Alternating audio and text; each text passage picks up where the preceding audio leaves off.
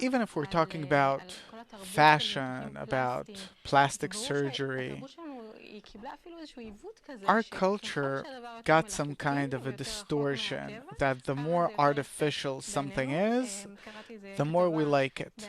I read this article that if it's not fake, it's not real, as if the fake thing became the good and real thing. A woman who had plastic surgery and it looks natural, that's not what she wanted. She wanted for people to see that she had plastic surgery and how much money she put into it and so on. Same with fashion, and it really shows something that externality became the main thing. And I even saw people using the word alien, as if we're trying to turn ourselves into something that we're not. Physically, externally. How does that influence us as a society? How does that influence our well being, our happiness, being occupied with externality? Wherever we do something in order to see something, we have to get closer. We have to discover the phenomenon. We have to reveal it in an excessive manner. And then we discover the truth about it. The lie about the truth about the lie, and so on. And therefore, it's impossible for us to simply put makeup over our entire life. I'm not talking about our appearance. That we throw on some nice behavior and a nice dress and other nice cultural forms,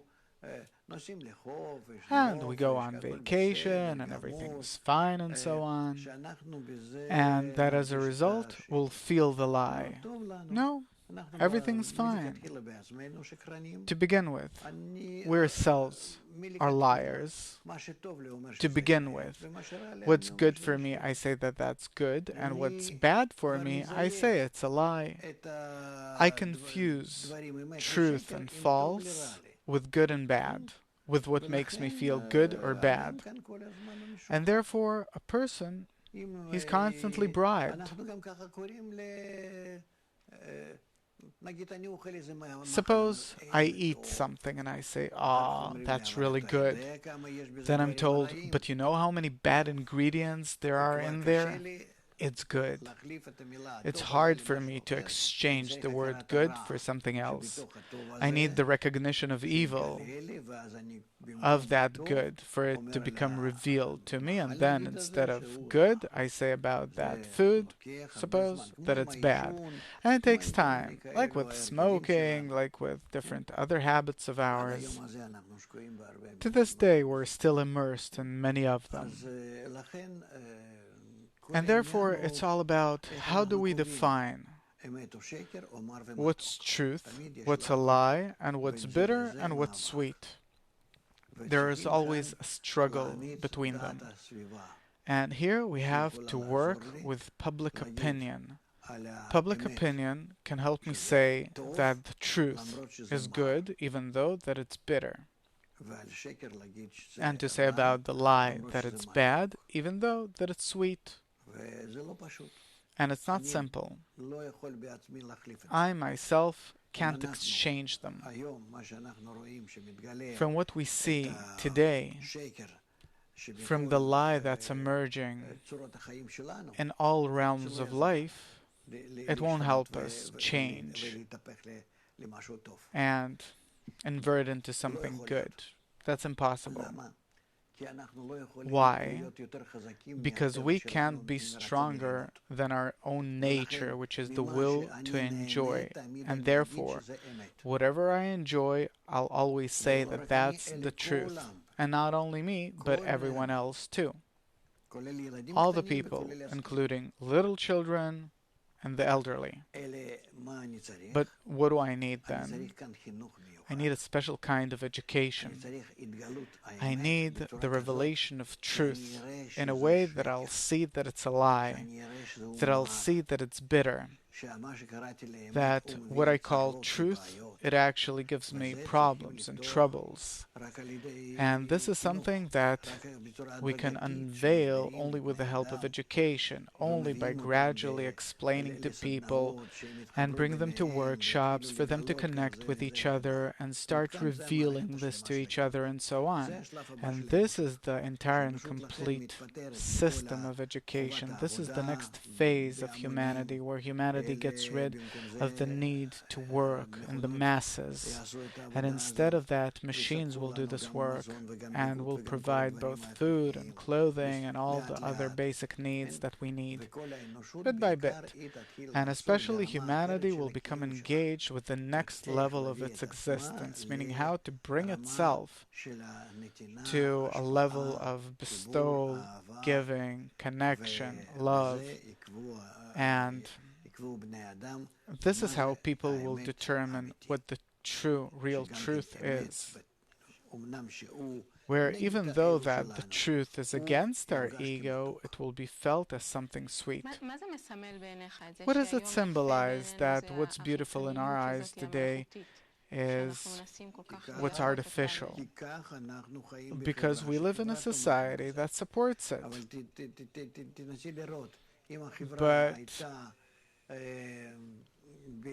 But try to imagine if humanity would condemn the lie, then anyone that would actually position himself in an artificial manner would have been ashamed. Why doesn't our society do it? Why does it love the lie and the artificial, the fake so much? Because our ego, our will to receive, enjoys it. According to our ego, everyone wants to be more than others, to be more conspicuous than others, and therefore, when I go out, I have to dress up nicely for people to respect me. When I talk to someone, I have to know how to talk to that person for him to respect me, or at least that people won't beat me up or harm me in some way, and how to shift things from minus, from losses to plus to profits. And this is how I behave everywhere all the time. I want to get a profession, a position, not only because of the money, but for people to respect me, to feel secure, to be respected. And what's so bad about that? Not only what's so bad about it, also where is it headed?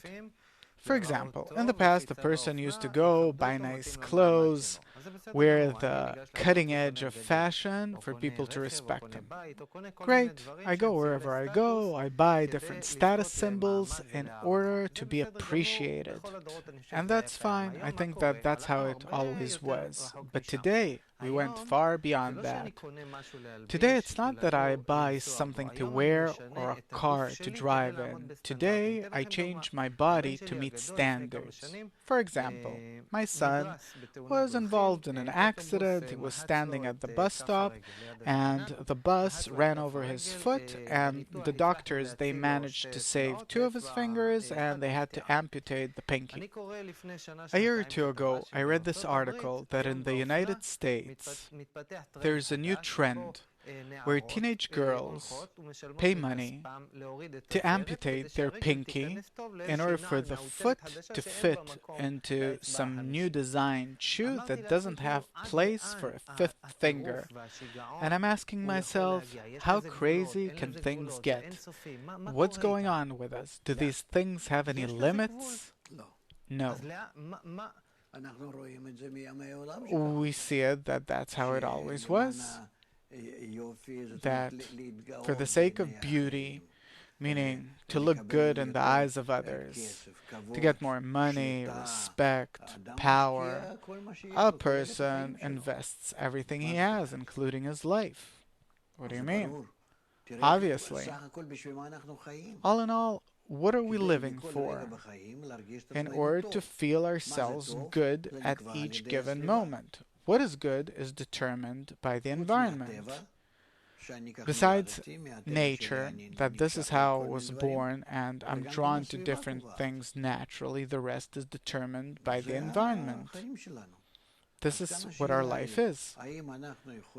So the question is, can we turn our life in a different direction according to true discernments of what truth is? Where will we take these things from? Because everyone has a truth of their own, opinions of their own. But here we need some kind of absolute discernment, something which is objective, something that does not depend on human nature, by which everyone are egoists and are turned in a different direction.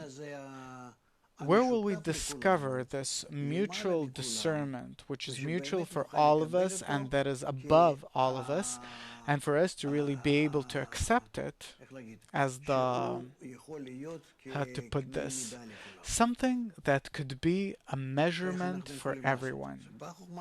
How can we do that? Comes the wisdom of Kabbalah and says, I can show everyone